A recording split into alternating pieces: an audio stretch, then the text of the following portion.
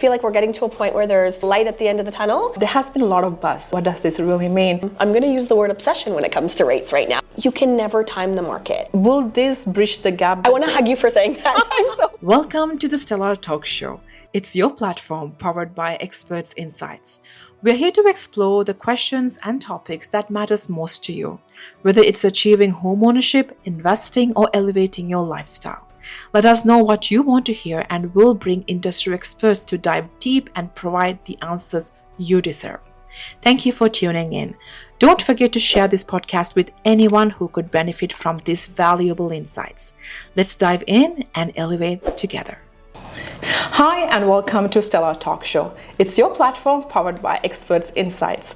Today we are joined with Nicole Farrugia, who's the founder and the mortgage broker at Mortgage Ease with the Wine Group and also recognized by the Canadian Mortgage Professional as 2024 Woman of Influence. Welcome to the show. Thank you for having me in that warm introduction, Stella. You're most welcome. Nicole is joining us today to go through a lot of topics, that's the changes coming up in the market and what does that mean for you. But before that, let's talk a little bit about yourself. Sure. So I've been a mortgage broker for several years now. Prior to my years in finance, I was actually in legal for aging myself now, but about 18 years. So I actually fell into this industry, but I absolutely love it. And, you know, especially over the last couple of years, we've seen a lot of challenging times for people. So it's really nice because I feel like we're getting to a point where there's, I'm going to say, light at the end of the tunnel. And, you know, things are finally, you know, getting to a bit of a better place. And so I'm happy to be able to share some of the new insights and rules that are coming into place that's going to help us. That's amazing. Thank you for taking the time to do that with us today. So I have to say, like, you know, after the few mortgage rate cuts that we've been witnessing and the news about the new changes coming from the federal government, there has been a lot of buzz around like, hey, what does this really mean? Like, is this the time that we've been waiting for, or like maybe we should wait longer, or like, you know, what is that going to look in the number wise financially? So I just want to, like, you know, take the time to go through all that. So people are educated on what to expect when December 15th comes, and, you know, also like encourage them to have those conversations beforehand so they can make informed decisions. Definitely. So I'll kind of start by just recapping on a few things. So you mentioned, you know, the various rate cuts that we're seeing. So I just want to sort of clarify, because I feel like there's some confusion around the fact that the rate cuts that we're seeing with the Bank of Canada, I feel like, you know, nowadays everybody knows about the Bank of Canada announcements. Everybody's got it, you know, marked on their calendar. Everybody's like following that now. Exactly. So, but with those Bank of Canada announcements, those decreases that we're seeing to the policy rate and to the lender's prime, those affect variable rates only. So I just want to clarify that because I feel like there is you know, some continued confusion around that. So with those decreases, we've seen several now. There's more expected to come. And you know, depending on who you listen to, there's several economists out there. I have a couple of my favorite, but they're all sort of, you know, leading and pointing in the same direction that we are going to remain in a declining rate environment. Meaning we're going to continue to see some decreases. That's great. You know, and depending on, you know, where we're going to land, I will sort of go on the record and say I don't expect that we're getting anywhere near sort of what we saw in early COVID times, right? We're not getting back to those 2% or sub 2% rates. But I think we can set the expectation that we are getting back to sort of pre-pandemic levels. And so, you know, with the sort of expectation, I want to emphasize as well too that, you know, with all of these decreases to the variable rates, the fixed rates kind of have a bit of a, you know, mind of themselves. They pertain to, or sort of, they're not directly correlated to the Bank of Canada, and they're sort of governed by the bond market. And I'll spare you the details of all of that because we have lots to go through today. But my point in bringing it up is that the sort of shift that we're seeing right now, ultimately what typically happens is that there's a bit of a trickle effect. And what I mean by that is that as we continue to see these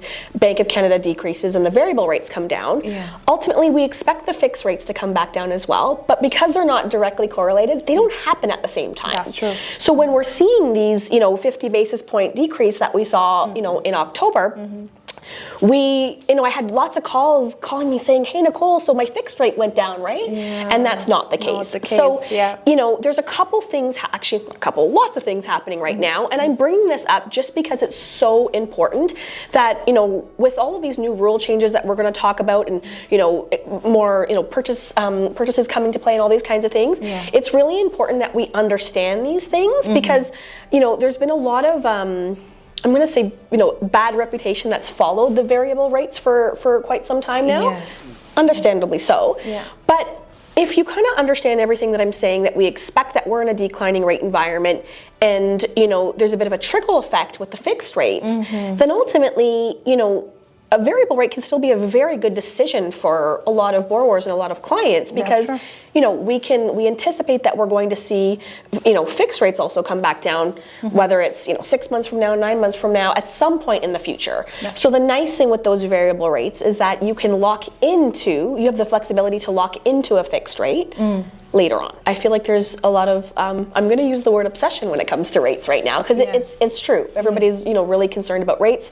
Again, understandably so, but making sure that we're making the right decisions and picking between the fixed and variable. Most definitely. That's a very good clarification that you gave there because that's definitely a question a lot of people do ask, but even sometimes with a minor explanation, it's not clarified properly, right? So I'm glad that you took the time to do that. And also, Nicole, like when we spoke earlier, you talked about the changes that was recently introduced as well. Do you want to talk a little bit about that? Yeah, of course. So again, lots of different things coming into effect, but the one that we just recently saw as well was with respect to the stress test. And so just to kind of recap again on what that stress test is, the easiest way for me to explain it is that if I were doing a mortgage for you or one of your clients, we have to almost pretend as though the rate that we're qualifying is significantly higher than what they're getting. So very easy example, let's just say I was securing you a mortgage with a 5% interest rate. For the most part, I have to add 2% on that to do what we call a stress test. And that's just sort of, the governing bodies and the powers that be wanting to make sure that, if there was income disruption or things that happen, that there is still affordable. 100%. Exactly. So I understand, a lot of people say it's a bad thing. It's there for people's best interest. Exactly. That's true. So all those stress tests are in place regardless of the type of mortgage.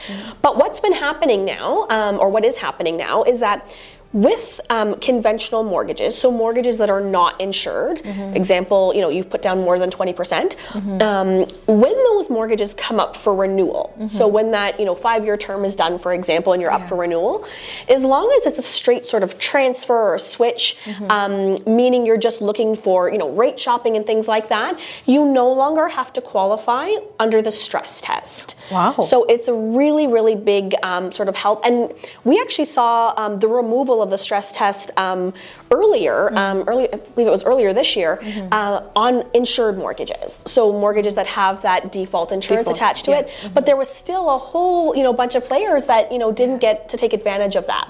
So just to kind of again recap on what that means is with so many renewals, like the most we've ever seen coming up, if individuals and borrowers are looking to just again, rate shop and make sure that they're finding the most favorable rate for themselves, and we're not doing any sort of material changes to the mortgage, then we don't have to qualify under the stress test, which is really nice. So that'll help people quite a bit. That's true. That's amazing. And also, I just want to talk about, like, when you come to renewals, I know a lot of people focus on the rate itself. Yes. And that's their complete focus on. But I think there are other guidelines behind on the mortgage as well that they need to pay attention to. I want to hug you for saying that. Yes, it's so important. And I can't stress that enough. And these are conversations that I have on a regular basis. Kind of going back to, I know it sounds bad, but I keep saying that, rate obsession, because it's heavily, emphasized and put out there in the media and things like that. That's what everybody is focusing on. And again, we're all feeling it from, a cash flow perspective, all those kinds of things. So it is important, but it's not the be all end all. Exactly. And, it's really important that we're looking at the overall product. Yes. Something as simple as prepayment privileges. So the amount that you can pay into your mortgage, that is something that gets overlooked on a regular basis. And there are so many other avenues and things that you can do with those prepayments that will help you in the grand scheme of things. And so these are not things that you want to overlook. And, I can't even count how many times I've had the conversation where people are like, oh, I'm not worried about, prepayment privileges. I don't have that much, in my bank to pay it down anyway. And that's not the mindset that we want to have. So I can't emphasize enough, anybody who has a renewal coming up, speak with your mortgage professional. I'm going to go out there and actually say, please speak to a mortgage agent, a mortgage broker. Nothing negative to the banks, but the banks are familiar with their products and their products only. So it's really important that you have options. Exactly. When you come to a mortgage broker, you have access to many lenders, including the big banks. Exactly. Right? So when you go to a bank directly, they talk about only their product. They're not going to compete and see, hey, are you getting the best deal or the best rate or anything like that. So of course, I completely agree. Yes. When you're coming for renewal or you're looking for that new mortgage, talk to a mortgage agent or a broker, because they will be able to shop around and make sure that you're getting the good product. So let's talk about these changes coming up that everybody is waiting to see what it's going to be on December 15th, right? So I hear that, it's going to be one of the biggest or the boldest moves the federal government is making after a decade to the mortgage, just to make sure it's more affordable, it's at reach for people, especially the young generation, Gen Zs, to achieve home ownership, right? And, bridge the gap that's currently there, right? So there are a few changes coming up. One is the down payment option, the 5%, and then the cap has now been increased from 1 million to 1.5. Do you want to talk a little bit about what that really means? Because the reason I'm asking is when you say 5% down payment, there's a category that it breaks into, right? Exactly. It's still the same sliding scale that it was before. So, but the difference is in where it affects the down payment is that there's a higher cap now. So, just to kind of step back a bit, I'll say that these rule changes are in effect for insured mortgages. So just to kind of clarify and recap what an insured mortgage is if we are putting down less than 20%, we have what's called a high ratio mortgage. And ultimately that just means that the borrowers or the individuals will have a default insurance that's rolled into the mortgage. So it's not something that you're paying up front, it's rolled into the mortgage. And that is a percentage, and there's a sort of a scale for that. But so currently, up until December 15th, the cap for that space is $1 million. And so now the cap is now $1.5 million. So to give you some perspective and kind of take that back to the down payment, previously or up until December 15th, the minimum down payment would be about $300,000 on a $1.5 million purchase. Whereas now that's changed to $125,000. Wow, what a difference. So very big difference. Now, pros and cons with everything. I just want to clarify again what that scale looks like. So the 5%, because that gets thrown around a lot, where I'm a first-time home buyer and I'm gonna live in the property and I'm gonna put down 5%. It's 5% of the first 500,000. Currently, it's 10% on the amount above that up to $1 million, and as of December 15th, it'll be 10% up to the 1.5. 0.5, yes. Yeah. So very, very big. Difference in what that down payment is. As I'm speaking to people about this, I'm very excited for it. I want to just kind of go out there and say that I'm not suggesting to my clients that, hey, now you can go buy, another $500,000 property if you can, qualify for it. I'm not suggesting that by any means, but where I think this will really help is, depending on the market. So, in areas like Toronto, for example, like actual Toronto or, Markham, Vaughan, like some of those areas, it's very, very possible that, first-time homebuyers are looking at a property that's $1 million. I know it sounds crazy, but that's very possible. I mean, you would know that even better than I do. And so, there were a lot of people that were sort of just, priced out of this market over the last little while because they needed a little bit of wiggle room. So maybe there was a property, we all know that it can be listed at $999, but it doesn't mean that that's the expectation, right? And so it's very frustrating for a lot of borrowers, and you and I see this on a regular basis. We're used to it, but I've had so many clients come back to me with their hearts literally broken because they're like, we just can't get over that gap, or sorry, that cap, I should say.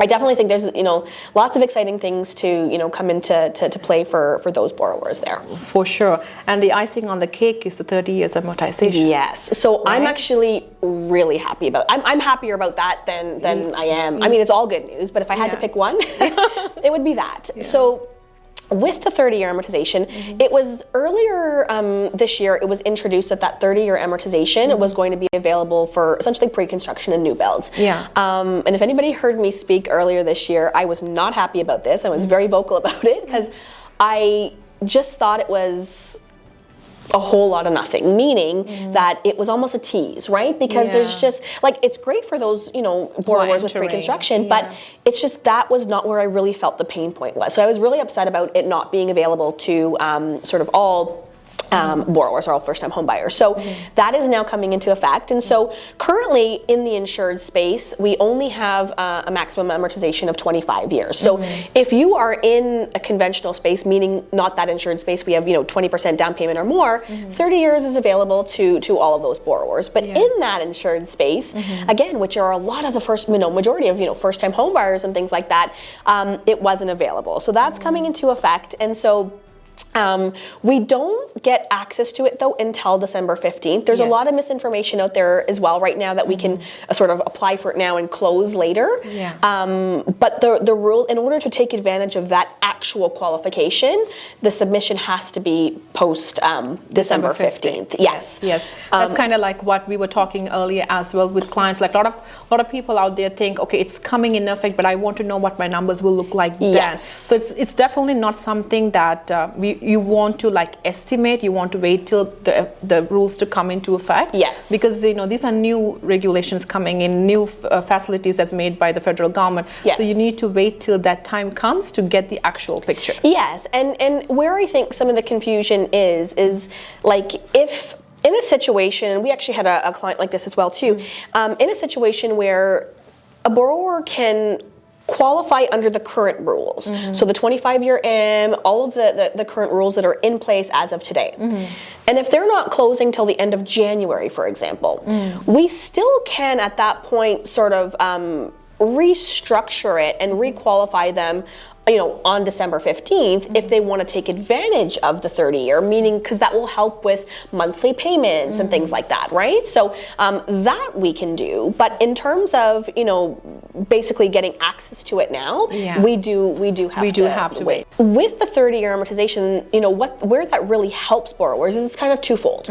So it will allow for a lower monthly payment because essentially the amount that you're borrowing is now being taken from 25-year to 30 years. So it stretches that sort of life of the mortgage out, and it makes the monthly payments literally smaller. And so the qualification that we have to do is such that we take the monthly payments and basically dictates how much the overall liabilities, how much we can qualify for. So with that, it will also now increase purchasing power. So it's kind of twofold, right? Because, again, if we needed a little bit of a boost in terms of, something that's listed, at a certain price and you need to, they're actually expecting $30,000, $40,000, more, we now have that buffer. And the last thing I just kind of want to mention on that is that I've had some questions surrounding, well, isn't a 30-year amortization bad because, we're paying interest for a longer period of time? Yeah, that's the question that I get asked too, And what I will say to that is that, with Canadian financing, I think we're very fortunate that although we have, the life of the mortgage being 25 or 30 years in terms of the amortization, we get to renegotiate our terms every few years. That's so true. On average, it's 5 years. Right now with COVID, we've been seeing some shorter terms, so 3 years, 4 years, whatever it may be. But nonetheless, we get to renegotiate those terms every few years. And so, if we wanted to, we can take advantage and leverage the 30-year amortization right now to get into the market. And then, if ideally, they would have had a 25-year amortization, and by the time their renewal comes up 5 years, for example, you can catch up. So if you wanted to, providing we can qualify for it and we can, afford it, so to speak, we can now renew you and take you to a 20-year, and you would essentially have, caught up. So, there's so many things that we can do in terms of restructuring it. So I'm just of the mindset that, like, if we can get you into the market, let's do that. And I want to talk a little bit on that, Nicole, because because when I'm having these conversations with like especially first-time homeowners, or like they're trying to see, hey, can I get in? Like is this the time that I've been waiting for? To answer the question like this, what is the best time for me to enter home ownership? The only thing I tell them is whatever the time that is best for you. Right, the earlier the better, because housing is at demand throughout history. It's a basic need everybody has. The prices creep, we may have like a little bit of dip here and there with the charts up to last 40 years, but you see the arrow is climbing because it's a high demanded a product. Exactly. Everybody needs a house, right? And and based on the population growth, there is a gap that the Canadian government is trying to now bridge together with all these new rules and facilities coming in. So if you're asking the question, is this the right time? Can I get in? Have that conversation. Find out if it's within your affordability. Yes. If you have the down payment, go for it. It may not be the dream home that you want with the pool, but it'll give you the foundation to get there. 100%. And I couldn't agree more. And one of the things that I have probably repeated the most in all of the conversations that I've had over the years, and it doesn't matter what's happening throughout COVID, pre-COVID, all of those times, you can never time the market. I'm a firm believer. I believe that wholeheartedly, because there's always something, going on. Yeah. And so my answer to all of that is that exactly what you said, the time is right when it's right for you. Exactly. And, so again, I can't emphasize that enough. Just have the conversation with a mortgage professional. Do your assessment. Understand what your budget is. You'd be surprised with rent prices the way they are right now, sort of what those numbers look like. It could be fairly, similar to what you would pay for a house. Yeah. And this is absolutely nothing negative to renting or leasing at all. But the reality is, in my opinion, that if you have the ability to pay your own mortgage instead of paying somebody else's mortgage, for me, why not? That's a no-brainer. And again, that's not to it has to be right for you. But if you can make that work, because to me, with owning a property, it's literally like taking money from one pocket and putting it into the other. Like you're you're making your money work for you. Yeah. Exactly. So even because you talked about leasing or renting, I have to say the rental market is very tight right now. Because with everything happening in the landlord tenancy board, with all the stories that you hear, the homeowners are very, very on top of being secured when they're trying to select their tenants, right? Exactly. And because the demand is so high and the supply the product is very low, there's a high competition. So there are one house for lease and there's about 5 to 10 applications. Yes. And they go through every single detail from credit score to employment verification, savings, whatnot, reference checks. So sometimes I feel like working with clients, I help them with leasing and also on home ownership. Sometimes I feel like buying a home, the conversation is much easier than getting a lease approved because the homeowner demands are so high. Right? Exactly. So there has been a couple of clients who were actually looking for leasing who ended up buying because, it was less stressful for them. 100%, and you won't know what that looks like unless you go through that sort of budgeting and affordability sort of assessment. And I want to also talk about the qualifying aspects of these new changes coming up. So everybody is asking, hey, I already own a home, does this apply to me? Or I'm in the verge of maybe getting into home ownership. How does this apply to me? Do I qualify? So is there a qualification category, Nicole, that applies to these new changes? Yes. So in terms of the insured space, so just that $1.5 million cap and that sort of the changes coming into effect under that is for any mortgage or any borrower that is purchasing a home with in an insured space, so with less than that 20%. It doesn't matter if they are first-time homeowners or already homeowners, upgrading, downgrading. Exactly. Okay. The only thing that sort of has stipulations is the 30-year amortization. Okay. So the 30-year amortization, as it stands right now, is for in that insured space is for first-time home buyers only. Okay. So I'll give you an example. Because there's sometimes confusion I find with the fact that I'm a first-time home buyer, so I can put down the minimum down payment. That is not a first-time home buyer thing. Yeah. That is if I am living in the property and it's owner occupied, I can choose to put down less than 20%. Yeah. So example would be somebody purchased a property in the height of COVID. slightly inflated price points. And now they're selling and buying, and we are using the net sale proceeds towards the down payment of a new house, a new home, but we're looking to upgrade, so to speak. So we're purchasing a little bit higher. So now we no longer have 20% down payment for that new house. It's ideal, and usually when we're selling and buying, we typically have 20% or more. But in this situation, just given the circumstances, we don't have that. Well, those borrowers, that family, can still purchase in the insured space with less than 20% down payment. But because they are not first-time home buyers, they wouldn't get access to that 30-year amortization. Years. Okay, that's the difference. Yes. Okay, and let's talk about new builds. Like, if for the new builds, they do qualify for that. Yes, so the 30-year amortization, that was what I was kind of mentioning, was initially introduced for the new builds. And so that's, again, it's great for the pre-construction and the new, and I think that's also because that market's been a little saturated for some time as well too, so they're looking to, again, incentivize, borrowers and buyers for that as well.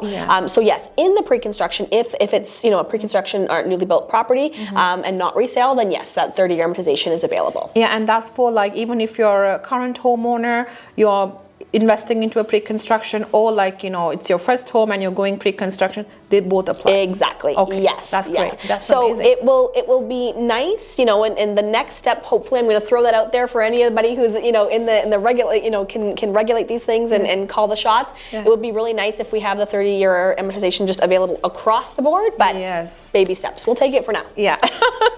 One step at a time. Exactly. Yes. So I want to understand the goals behind, like, why this is happening, why federal government is, bringing these major changes after decades, right? Like, I definitely see the population growth in Canada. The demand has gone, the prices, rental prices has skyrocketed, and even we do see a buyer's market right now. It can change with what's going to happen in December 15th. So in your viewpoint, Nicole, will this bridge the gap between the demand and the supply in the housing industry?